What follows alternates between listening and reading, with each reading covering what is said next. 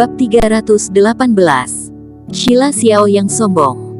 Ini pertama kalinya Chen Yu menunjukkan tatapan seperti ini. Tatapannya yang selalu terlihat sangat menawan, tapi kali ini cukup rumit. Kekhawatiran, kepanikan dan memohon bercampur menjadi satu hingga membuat Eric Qin merasa sedikit tidak nyaman untuk sementara waktu. Plak. Orang-orang di sebelah Sheila Xiao menamparkan Chen Yu. Walaupun tamparan ini tidak menggunakan semua kekuatannya, tetapi tetap saja menyebabkan sudut mulut Chen Yu berdarah. Memangnya kamu siapa, hingga memerlukan kamu yang memperkenalkan aku? Sheila Xiao berkata dengan dingin. Maaf, Nyonya Su, aku sudah bersikap ceroboh. Chen Yu berbicara sambil menundukkan kepalanya dan memegang wajahnya. Sheila Xiao mendengus dan mengabaikan Chen Yu. Dia menatap Eric Qin dengan dingin dan berkata, ini pertama kalinya kita bertemu, kan? Iya. Sikap Eric Qin masih seperti biasanya, tapi menurutku ini bukan yang terakhir kali. Sheila Xiao memandangi Eric Qin sambil menyipitkan matanya dan berkata, kamu agak mirip dengan si tua bangka itu, tidak heran dia menyukaimu. Si tua bangka, ini tentu saja mengacu kepada kakek Su. Eric Qin tidak berbicara, matanya menunjukkan tatapan ketidakpedulian. Ketidakpedulian semacam ini membuat Sheila Xiao sangat kesal. Orang-orang dengan identitas seperti dia terbiasa memandang rendah orang lain, seolah-olah semuanya dapat diinjak-injak di bawah kakinya. Boleh. Sheila Xiao mengangguk, kamu memiliki sedikit keberanian. Jika tidak berani, tidak mungkin berani memprovokasi keluarga Su.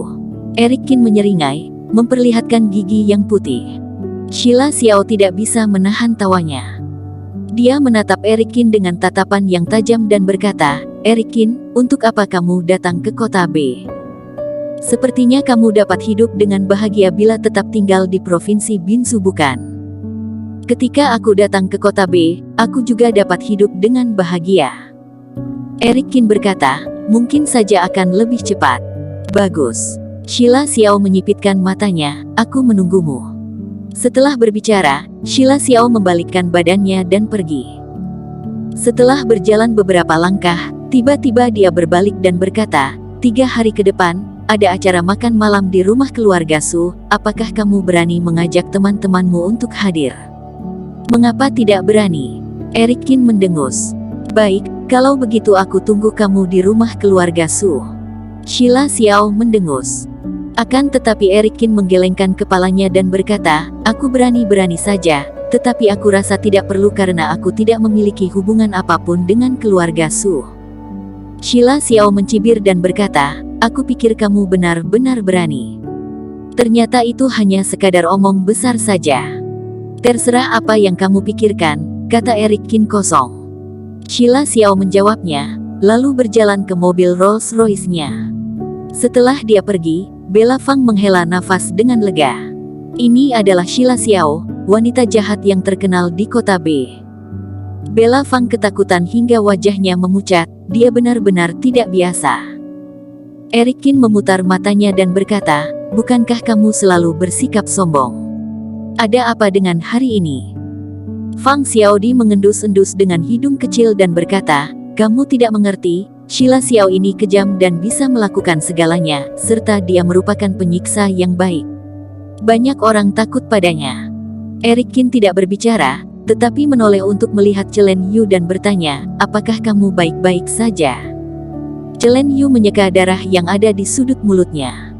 Dia menyalakan sebatang rokok dan berkata dengan mencela dirinya sendiri, memangnya ada bedanya. Orang tidak ada apa-apanya seperti aku ini bila ingin berdiri tegap, bagaimana mungkin aku tidak pernah merasakan sakit seperti ini?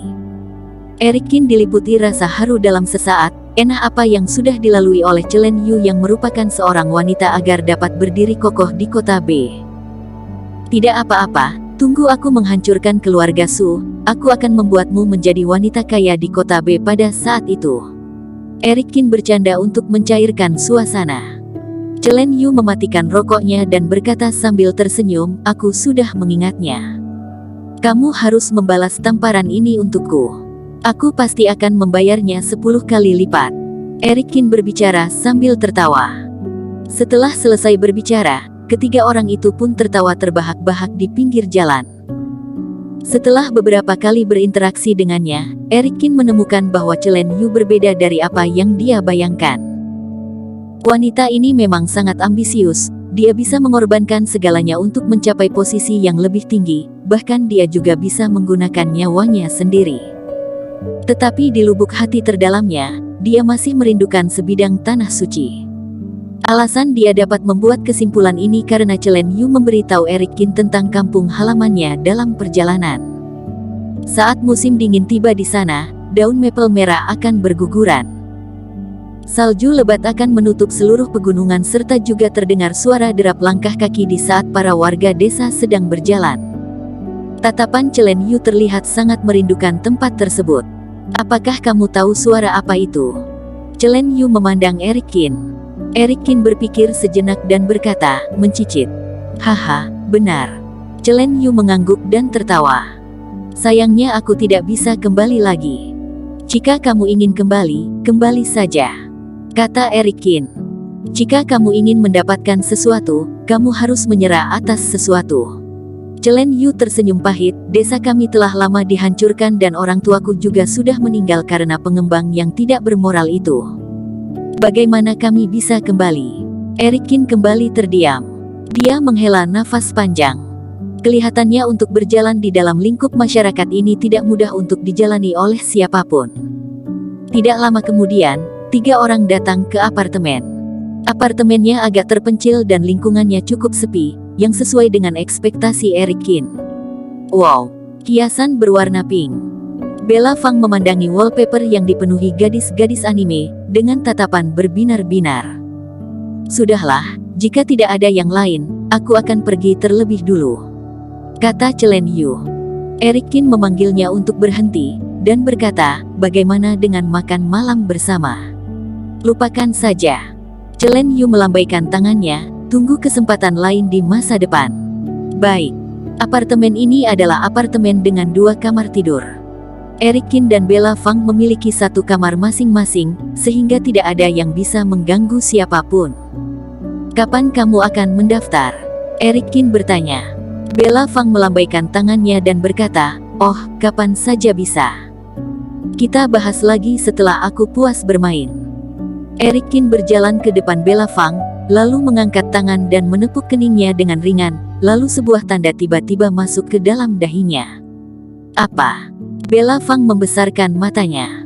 Eric-kin tidak menjawab dan membalikkan badan untuk kembali ke kamarnya. Jika tidak ada masalah, jangan ganggu aku. Suara Eric-kin keluar dari kamar. Cek, siapa yang berharap untuk mengganggumu? Gumam Bella Fang. Eric-kin duduk di kamar tidurnya dan memejamkan matanya. Sekarang ini tidak ada cara untuk meningkatkan pelatihannya, jadi Eric-kin mengalihkan tujuannya ke teknik. Dia berniat untuk menggabungkan jurus kekekalan tubuh dan jurus tinju sage untuk memaksimalkan teknik ini. Di saat yang sama, dia juga berencana untuk mempelajari teknik baru. Pada pelatihan kali ini yang datang adalah anak-anak dari keluarga besar atau mereka yang merupakan para jenius. Mereka tidak hanya memiliki kemampuan kultivasi yang luar biasa, tetapi juga memiliki teknik yang sangat hebat. Untuk bersaing dengan mereka, Eric-kin harus membuat rencana lengkap. Selama 2 hari, Eric-kin tidak keluar dari kamar. Pada hari ketiga, Bella Fang mengetuk pintu dan berkata, Eric-kin, aku pergi cari teman untuk bermain-main ya. Bersambung.